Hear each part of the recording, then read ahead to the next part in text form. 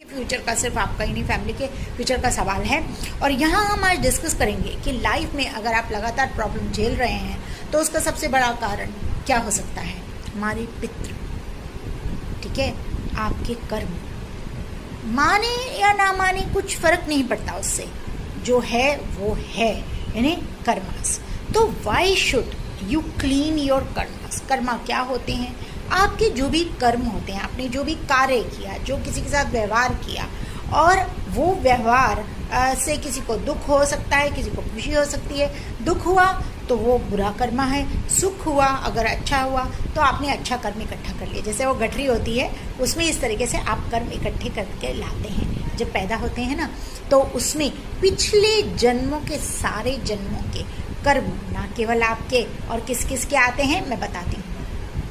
तो आपने क्लीन करना है कर्म। लगातार प्रॉब्लम आ रही है, लगातार प्रॉब्लम आ रही है, लाइफ कुछ नहीं चल रही, कुछ समझ में नहीं आ रहा, तो पितृ दोष है। और बताऊंगी कब कब पितृ दोष होता है कि आपको समझ जाना चाहिए, और पक्का से वो कैसे, उसके क्या निवारण हैं, क्या रेमेडीज़ हैं, क्या करना चाहिए, आप क्या कर सकते हैं। पहले कैसे समझेंगे कि आपके घर में पितृदोष है। बहुत ज़्यादा देखिए, ये चैनल जो है ये रिलीजियस के बारे में ज़्यादा, रिलीजियस चीज़ों के बारे में ज़्यादा बात नहीं करता, एक्सेप्ट मेडिटेशन और मंत्रास। हाँ, हम लोग बात करते हैं स्पिरिचुअलिटी की, अवेयरनेस की, आपको मालूम पड़े, जिससे आपका जीवन सुधर सके। आगे बढ़ते हैं। आप जो है ना अपना इनहेरिट करते हैं, आप अपने पितरों से, अपने बड़ों से, एंसेस्टर्स से, इवन माता पिता, उनके दादा, उनके माता पिता, उनके माता पिता, उनके माता पिता, जब तक जो आपकी फैमिली लाइन है, जो भी आपके साइकोलॉजी, बिलीव्स, थॉट्स, स्किन का कलर, ब्लड कैसा होगा, कौन सी बीमारियाँ, वो सब इनहेरिट करते हैं। माने या ना माने, इस पर हज़ारों रिसर्च हो चुकी हैं, जिसे बोलते हैं सोल जेनेटिक्स। मैं, मेरे गुरु डॉक्टर पिल्लई, उन्होंने यूनिवर्सिटी ऑफ अमेरिका में उन्होंने ये रिसर्च करवाई और की उन्होंने बहुत सालों तक, और यही पाया कि सोल जेनेटिक्स भी जेनेटिक्स की तरह, जिस तरह से आपके इसमें सारी चीज़ें, सेल्स आती हैं, डीएनए आरएनए आते हैं, इसी तरीके से आपके जो ये सारी चीज़ें, believe, psychological, social believe, this believe, that believe, money problem, money imprint, सब इम्प्रिंट आपके पास आते हैं। ठीक, अब आपको हाँ, इसके अलावा स्पिरिचुअल अवेयरनेस, किसी का रिलीजियस होना, किसी का बहुत रिच होना, किसी का लग्जरी जीवन बिताना, किसी का बिल्कुल नहीं बिताना, ये सब भी ये डिपेंड करता है कि आपकी ब्लड लाइन क्या है, आपके एंसेस्टर्स क्या थे, कैसे थे, और आप भी कैसे थे, आपने कैसे कर्मा संचित किए।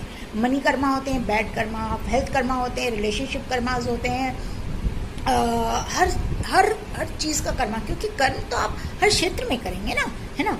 अब आगे बढ़ते हैं कि ये जो इम्प्रिंट है, अब देखिए मैं वापस से जा रही हूँ, स्पेस ख़त्म हो गया था तो मुझे वापस से खाली करना पड़ा। अब कर्मास जो होते हैं इनहेरिट किए जाते हैं, है ना, माता के साइड से, पिता के साइड से, फिर वो अपने माता पिता के साइड से, फिर वो अपने माता पिता के साइड से। ये बॉयज़ में क्या होता है कि बॉयज़ ने तो चलो अपने माता पिता से करा, लेकिन लड़की की जब शादी होती है, शादी से पहले तो वो अपने माता पिता के पेरेंट्स और अपने माता पिता और अपने कर्मों के थ्रू उसका जीवन चलता है।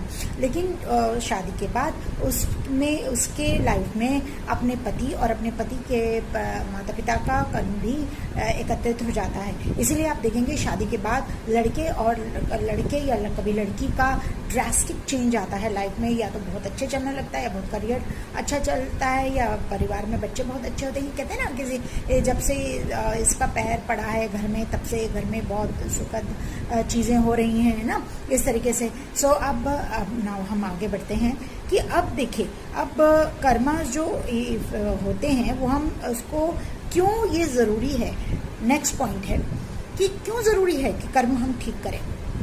आपने एक देखिए, ये मान लीजिए आपने अब कर्म मतलब बहुत, अब यहाँ तो अच्छे कर्म थे, बहुत अच्छी बात थी, बॉटल यानी कि हमारा शरीर बहुत अच्छा है, हमारे अच्छे अंदर अच्छे कर्म हैं और वो आगे भी अच्छे जाएंगे। लेकिन अगर यही गलत कर्म थे, पितरों से भी लिए गए, हमारे भी, हम भी बुरे इंसान हैं। तो आप ये सोचिए कि ये पानी, यानी मान लीजिए ये ब्लड है, मान लीजिए ये थॉट्स है, ये हमारा बिहेवियर है, ये हमारी साइकोलॉजी है, यही पीढ़ी दर पीढ़ी अगर जाता जा रहा है तो यू कैन अंडरस्टैंड कि how much would it affect